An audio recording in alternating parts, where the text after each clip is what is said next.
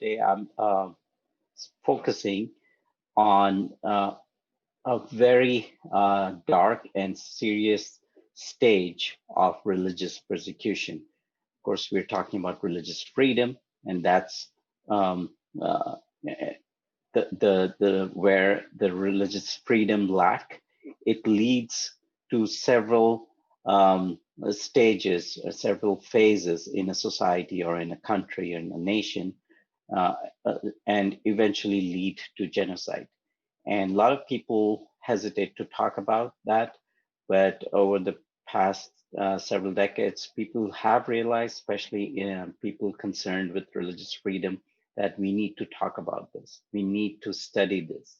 We need to analyze this. So there has been so much research done, and I'll be using one entity, which is the Genocide Watch. It is an association or an entity that is formed and run by several respectable researchers around the world in the field of human rights and religious freedom who have contributed to that, and they have developed a system of 10 stages. What really happens? And this is today giving an amazing insight on where a certain society in any part of the world, no matter what religion is in power and what religious groups are in the minority, this is proving an invaluable tool for the activists. So I'm going to share those 10 stages. I hope I can. Let me just try. Yeah, there. So these 10 stages that are defined by Genocide Watch is classification, symbolization, discrimination, dehumanization, and organization. And I'm going to I'm going to pause at organization, and I'm going to use the next maybe 5 minutes or so talking very briefly on what this actually means. As we know, we have seen genocides in every century, probably in every couple of decades, or even in the last one being in Europe, in Bosnia. We have seen in Rwanda. We are currently seeing in Myanmar what's going on, China and other places. So classification, what is that? So basically what happens is when the ruling party or the ruling government uses the us and them by ethnicity, and they no longer use the term citizen for everybody in the country, and that is when it becomes evident that there is an enemy that is being created by those in power. And examples, amazing examples, or popular examples are what the Germans did to the Jews and what was done among the Hutus and Tutsis in Rwanda. And this bipolar society, it starts with removing any mixing of those ethnicities. You start having certain areas of certain religious groups and other areas of certain religious groups. People are not given jobs in certain companies. Children start going to separate schools and so on.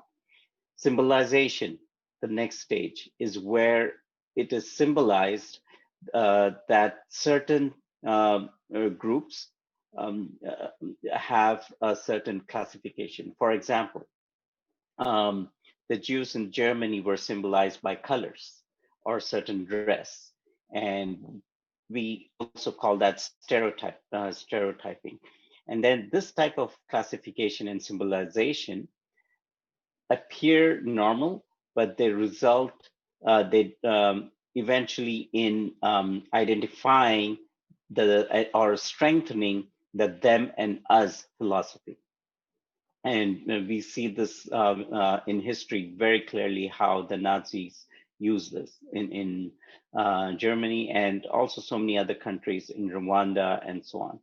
The third stage is discrimination, as I had earlier mentioned, about jobs, about admissions to institutes of higher education, political office, and so on. You will start seeing a gradual alienation of minorities from these institutions. You no longer see judges from those groups. You no longer see political representation from those groups. You no longer see ministers, and so on. And then comes the fourth stage, which is dehumanization. That is when the politicians, the people in power, it's not the the criminals, it's not those who are instigating riots, it's the actual people in power who start using words such as insects, such as disease, such as vermin, animals, when they're referring to the minorities. And then after that is the organization. And once organization begins, it's pretty much established that the country that I would like to focus today, that several of my colleagues have also spoken earlier, is India. India is today identified as a stage in organization where Christians and Muslims are in extreme danger of genocide. All these stages are available. It has become the most dangerous place for reporters. Just today, a reporter was lynched. According to the agencies, over 80 reporters have been killed just in the last 4 years, reporters as well as intellectuals, just one today. Anywhere where there is an effort to expose these things. Lynchings, 384 lynchings in India of minorities based on different reasons, and none of them have been prosecuted. The killing of activists, 84 activists have been killed. All the things that I have mentioned, they are all today available in India. And I think the interfaith community and the activists should come together in highlighting this issue of this major country, the second most populous country in the world, the biggest democracy in the world, which has such a large minority population of so many religions, in exposing this and in calling out the government for this. Thank you so much.